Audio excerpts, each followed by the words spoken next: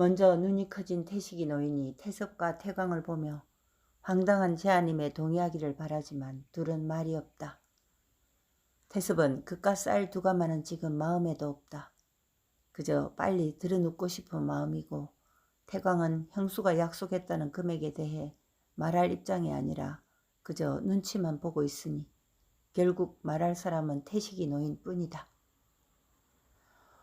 아이고, 작년까정만 해도 그 문경에 사는 박수였지. 내가 알기로는 그저 한가마 값이었는데 하며 태섭과 태광을 다시 한번 둘러본다. 아재요, 내가 만사제치고 이 바쁜 봄에 여거정 온 이유는 이 집 마님이 내캉 나눈 말이 있어서라 안 갑니까? 무당이 다 같은 무당이 아닙니다. 남들 보기에는 그기 그것 같을지 모르지만 아는 사람은 다 가리 볼 줄 압니다. 종가 마님이 지한테 그리 말한 이유는 다 연유가 있어서 그리 했으이. 알아서 하이소. 다그치듯 심지어 앙칼지게 나무라는 말투로 맺고 나니 무당의 속이 시원하다. 주머니를 뒤적거려 담배를 한 대 입에 물고 성냥을 그으대니 태식이 노인이 더 놀라는 눈치다. 이제 더 상대하기조차 싫은 눈치다. 양반이 무당을 앞에 놓고 실랑이를 벌이자니 체면이 아니라는 생각이 미치자 태식이 노인은 태습이에게 밀어놓고 만다. 그건 자네가 알아서 하게나?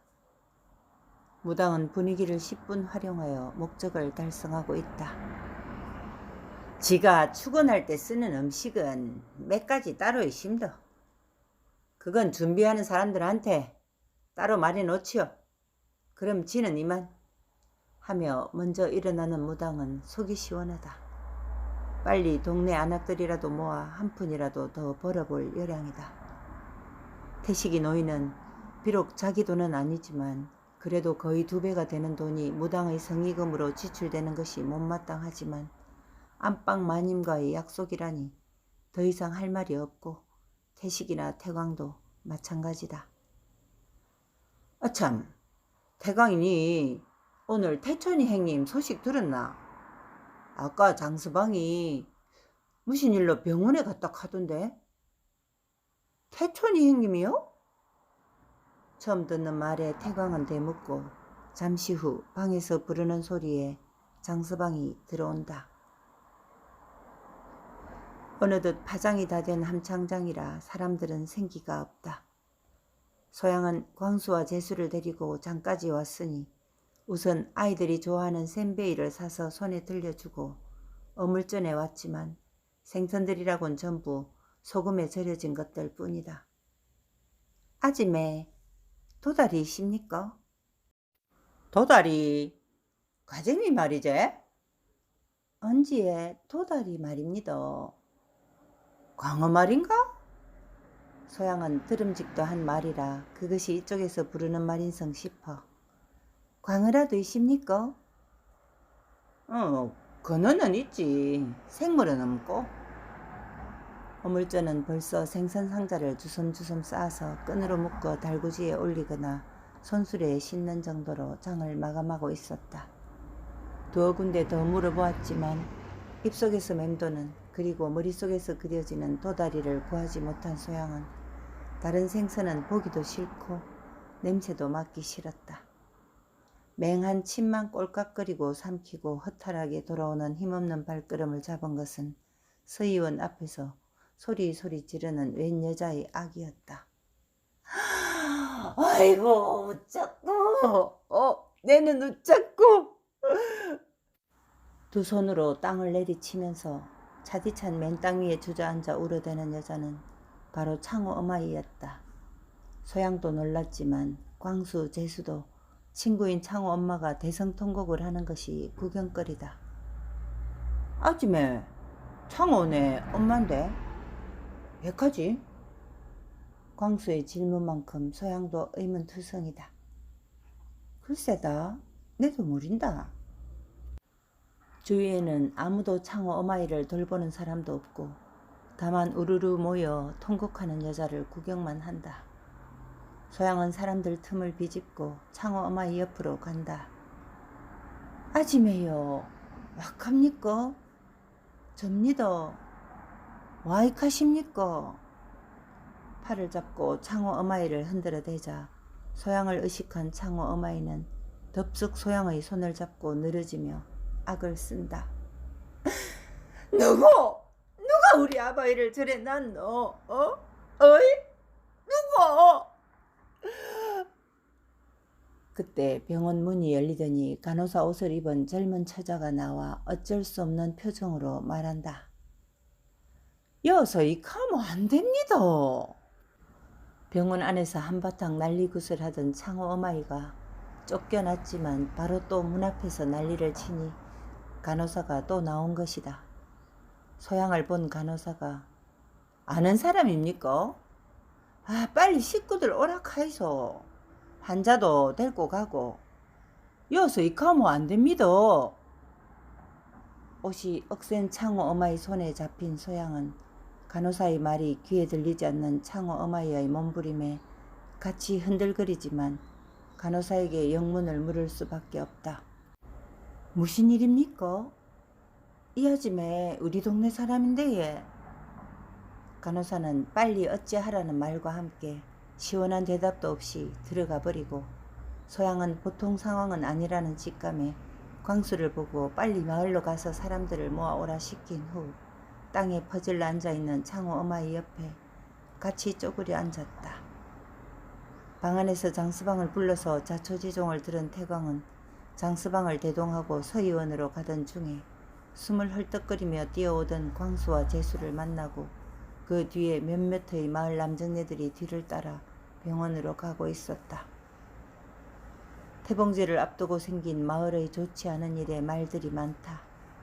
아직 숨은 붙어있지만 의원의 말로는 사지를 다친 것이 아니라 머리를 다쳐서 정신이 없다는 것이다. 정신이 돌아올 때까지는 그저 기다릴 수밖에 없다는 것이다. 하지만 태광에게 건넨 의원의 말로는 까집어본 눈동자가 이미 풀릴 대로 풀려서 하늘이 도와주지 않는 한 깨어나기 힘들 거라는 말도 덧붙였다.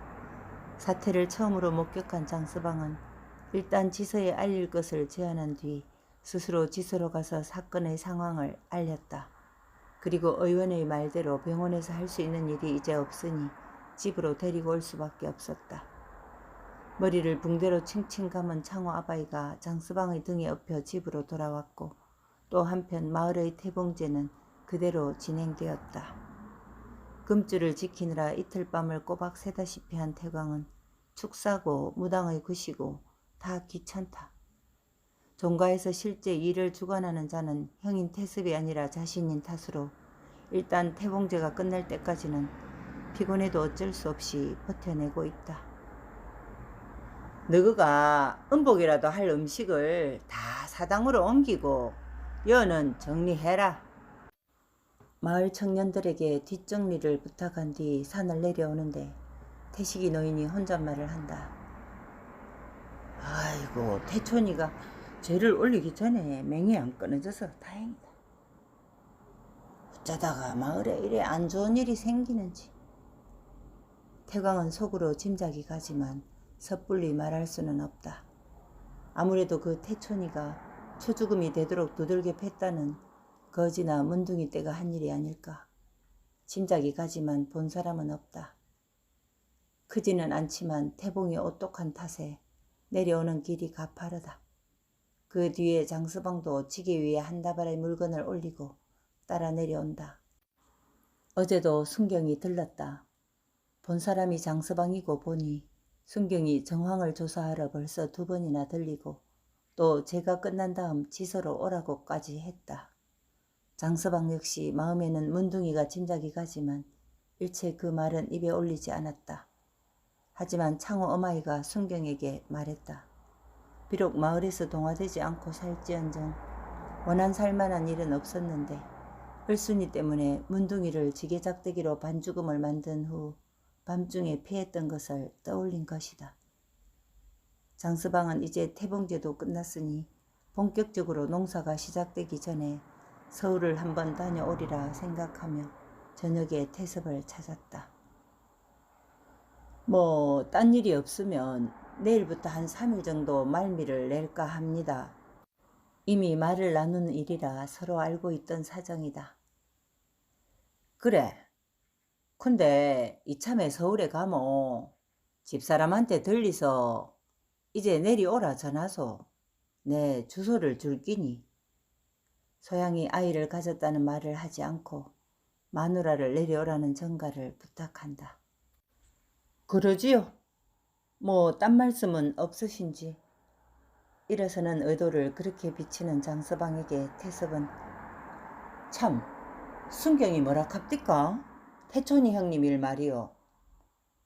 순경의 말로는 조사를 해야 한다고만 했고 뭐 저는 그저 광수 어머니하고 본대로 진술만 했습니다. 장서방이 대답하는 동안 태섭은 작은 종이에 서울 주소를 적어 장서방에게 건넨다. 마을에 우환이 생기면 안 되는데 어째 그런 일이. 자, 신당동인데 장서방은 서울 사람이라 알제? 주소만 맞다면 못 찾을 리 없지요. 가서 전하겠습니다. 이튿날 아침 전기에서 서성이는 소양을 찾은 장서방이 걱정스런 얼굴로 뭐 좀 먹나? 아이고 얼굴이 말이 아니네. 어떡하나? 내가 오늘 서울 가는데 내려올 때 뭐 사올까? 하지만 소양은 며칠째 겨우 명줄만 이어갈 정도로 지금 기운이 없다. 먹는 것이 없으니 그럴 수밖에. 태봉뒤에 쓴다고 온갖 사내 진미를 마련했지만 소양의 코에는 온통 역겨운 냄새밖에 없고 먹지 못한 도다리 쑥국은 갈수록 더 먹고만 싶어진다. 그래 얘? 서울에는 도다리가 있을까 얘? 도다리? 말린 것이야 뭐 어디에도 있겠지만 생물은 흔치 않을 텐데. 왜? 그것이 먹고 싶냐? 누구에게도 부탁이나 청을 잘 하지 않는 소양이 벌써 두 사람에게 도다리를 말하고 있다. 조금은 부끄러운 듯 고개를 숙이며 쑥국이에 도다리하고 예 하고 대답하는 걸로 봐서 어지간히 생각이 나는구나 하고 장서방이 짐작을 하고 웃으며 탈탈하게 말해준다. 그래, 뭐 까짓 하늘의 별을 따는 것도 아니고 있는 생선 구하는 건데 한번 해보지 뭐. 그럼 나는 간다. 한 3일 뒤에 올 거다. 아침도 안 잡숫고 얘. 다 됐는데 얘. 버스 시간이 다 됐다. 밥이야 가다가 먹든지. 너 몸이나 잘 챙기고 안방 큰아지매가 오실 거다. 대문을 벗어나며 장서방이 던진 마지막 말에 소양이 문득 잊고 있었던 큰아지매가 확 떠오른다. 이제 자신이 뱃속에 아이를 넣었으니 큰아지매가 오는구나. 모든 것이 그저 당연지사다. 한시라도 빨리 자신이 해야 할 일을 하고 삼천포로 가고 싶은 생각뿐이다. 그때 대문을 들어서는 광수애미가 표정이 평소와는 달리 굳어져 있고 수다스런 말도 없이 다짜고짜 전기로 소양의 팔을 잡아 끌고 들어간다. 니도 들었제? 창호 아바이 말이다. 무슨 말씀예? 광수애미는 부뚜막에 털썩 주저앉는다. 전기 천장을 멍하게 쳐다보며 아무 말도 없이 넋이 나간 사람처럼 몸이 한껏 늘어져 있다가 소양을 힘없이 돌아보며 그기 순경이 지금 그 문 뒤 찾고 있단다. 창호 아바이를 그렇게 만든 기 문 뒤라 안 카나. 소양은 문 뒤라는 말에 그럼 아지매의 오라버니? 싶어서 놀란다. 소양아 하고 나지막한 말로 소양의 손을 잡은 채 밖을 한번 힐끗 내다본 광수애미는 절대로 니 알지? 절대로 말하면 안 된대. 그 다음 말은 소양이에게도 필요 없었다. 무슨 말을 다짐하는지 소양으로서도 다 알만하기 때문이다. 아유, 걱정 마이소 아지매. 지는 그런 말 안 합니다. 근데 그게 정말입니까? 내도 잘 모르지만 순경이 찾고 있다 카이 큰일이다. 사실 오라버니가 문둥이라는 사실도 큰일이고, 또 오라버니가 사실 창호 아바이를 저렇게 만들었다면 그것도 큰일이고, 그리고 그것이 동네에 밝혀지고 자신이 그 문둥이의 누이라고 밝혀지면 그것은 더 큰일이기 때문이다. 하지만 지금으로서 그것을 아는 사람은 유일하게 소양이 뿐이니 소양에게 다짐을 받으려는 광수애미지만, 또 한편으로는 아무도 모르게 뛰는 가슴을 소양에게나마 위로받으려는 속내도 있다. 아지매, 걱정 마이소. 아무 일도 없을 깁니다. 세상 일이 마음만 고지 먹으면 꼭 그대로 됩니다. 이번에는 소양이 광수애미의 손을 꼭 잡아준다. 광수애미는 마음만 먹으면 그대로 된다는 소양의 말을 이해하지 못하고 눈만 꿈벅거리며 소양의 얼굴을 바라본다. 서울행 버스는 전촌에서 문경으로, 그리고 충주를 지나 서울로 가고 있다. 트럭을 개조해 철판을 씌우고 그 속에 나무로 만든 의자를 정렬해 넣은 그야말로 깡통 같은 것이지만, 그래도 하루에 2번 있는 이 버스는 산골 사람들이 절대적으로 의지하는 유일한 교통수단이다. 세제 고개를 힘들게 올라가는 버스가 굽이굽이 틀 때마다 눈 밑에 내려다 보이는 절벽이 아찔하다. 하지만 이른 봄에 눈앞에 펼쳐지는 자연도 역시 아찔할 만큼 아름답다고 생각하는 장서방은 물이 잔뜩 오른 산야를 쳐다보며 도대체 생물 도다리를 어디서 구하며, 또 구한다 한들 어떻게 상하지 않게 가져올 수 있을까 하며 난감한 생각에 머물다가 갑자기 내가 왜 이리도 소양이에게 마음이 쓰이는지 하는 생각에 멈춘다. 그래, 나에게 하나밖에 없는 딸 홍이가 바로 소양이와 같은 나이가 아닌가. 지 애미가 지 애비의 칼날에 목숨을 잃었으니 그 한이 얼마나 클까 하는 마음에 애비 노릇 제대로 못하는 애석함을 소양에게 대신하여 하고 있는지도 모른다고 느낀다. 이번 행차에는 어떤 일이 있어도 얼굴을 마주하고 딸에게 죄를 용서빌고 싶은 장서방이다. 버스가 흙길을 울퉁불퉁 부딪히며 흔들릴 때마다 장서방의 몸도 그냥 같이 흔들리며 저항하지 않고 내맡기고 가고 있다. 순경에게 악을 쓰며 문디짓이라고 말한 탓에 지서에서도 그쪽으로 조사를 아니할 수 없다. 하지만 본 사람도 없다. 문둥이라고 할 만한 주위의 증거 또한 없는데 함창 지서에서 순경을 문디촌에 보내 조사를 하기는 했다. 그러나 조사를 맡은 순경도 문디촌에 발을 들이는 것이 편치 않았고, 왕신부를 면담할 때나 또 주위의 여러 문디 환자를 치료할 때는 거의 숨도 제대로 쉬지 못할 만큼 내심 겁에 질려 있었던 탓에 빈손으로 돌아왔다. 마을에서는 말도 많지만 그동안 창원애가 안팎에서 했던 인정 없던 언행으로 사실 누구 하나 속 깊이 애석해하는 사람도 없다. 장씨 아저씨가 떠난 후 소양은 아침상을 거의 코를 막고 치웠다. 어디에 있을지도 모를 도다리가 코끝에서 냄새를 피우는 탓에 생침만 꼴깍거릴 뿐 먹을 생각이 없고, 벌써 그런 지가 한참이나 된 탓에 걸음걸이가 꼭 구름 위를 걷는 듯 허우적거릴 뿐만 아니라 손끝 마디마디에 기운이 하나도 없어서 서면 앉고 앉으면 눕고 누우면 배를 깔고 엎어지고 만다.